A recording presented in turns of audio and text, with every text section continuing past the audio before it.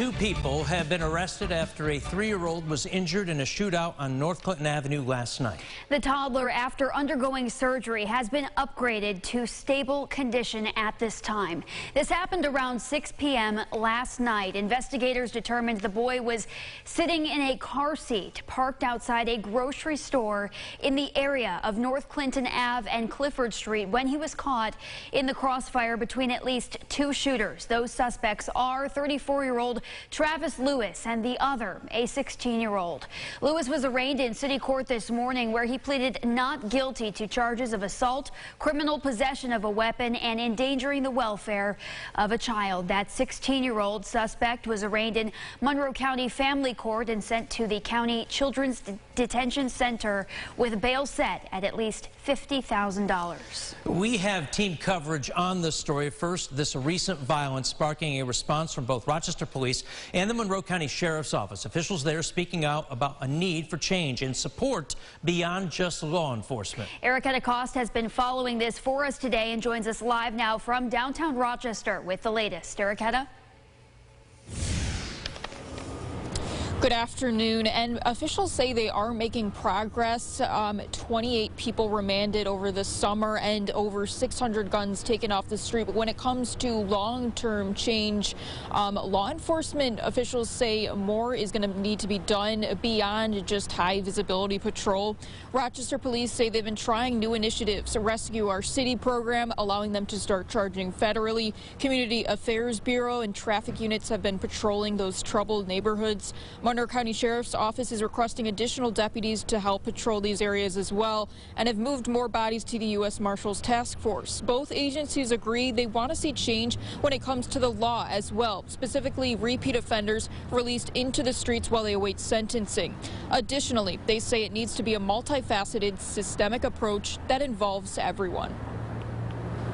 The people terrorizing this community with illegal guns must be held in custody. They cannot be released. To accomplish that, it requires systemic changes. It's every piece of the system. It's going to take everyone working together to do their part to bring about real change. Judges, they're lawyers. These are intelligent people. We empower them with the ability to impose sentences, to make high-level decisions. And yet, we don't want to give them discretion for pretrial detainment. Now, the county executive says they have been in communication with the governor's office about tweaking those bail reform laws. He's also requested millions of dollars from American Rescue Plan funds to go towards social services and neighborhood safety. You're going to hear much more on that coming up at 5 and 6. You're also going to hear from some legislators who have been impacted by violence themselves, so be sure to stay tuned for that. In Rochester, Erica DeCoste, News 8. All right, Erica, thank you. Meanwhile, those who live and work along that stretch of North Clinton Ave are speaking out on their fear of safety at times. Yeah, this as well as systemic issues they feel is fueling the city's rampant gun violence. Alex Love joining us now live with the words that they had to share today. Alex?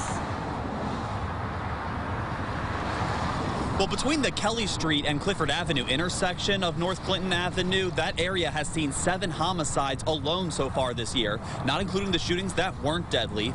Locals and businesses were furious to learn the latest shooting involved a 3-year-old, and things must change. Up and down that stretch of North Clinton Avenue, Rochester Police had more of a presence patrolling the roads all day, putting some people's minds at ease after dealing with gun violence all throughout the year. Those who work at food stands along the road have noticed this type of crime impacting business by driving foot traffic away because people don't feel safe to be out, to the point where customers stay in their cars when they make their orders. But there are several community outreach centers still working to turn things around for this area. They blame years of lack of investment and neglect to the community, pushing people to turn to selling drugs for a living, which can escalate disputes into shootings. A lot of it just comes down to the poverty that we have in this area and the investment that needs to be happening in this community to offer people opportunities to prevent this kind of crime from occurring in the first place. Now I'm looking over my shoulders every time I walk down these streets. I feel scared. I have no choice but to come out here. My partner was just on Sullivan last night, just walking through, and was ripped over by a bunch of police officers because there was a shooting on Sullivan. A few weeks back, we're over here in front of this store where there was a shooting. It happened 4 feet away from me. I was almost in the crossfire of it. Now, other concerns people brought to our attention was mental health being a big problem in those areas, but people having the lack of resources to afford proper treatment. However, the access to guns is far too easy at the same time. Live in Rochester, Alex Love, News 8. All right, Alex, thanks very much. And we have more information on this investigation alone, as well as social services offered by the city and county on our website, rochesterfirst.com.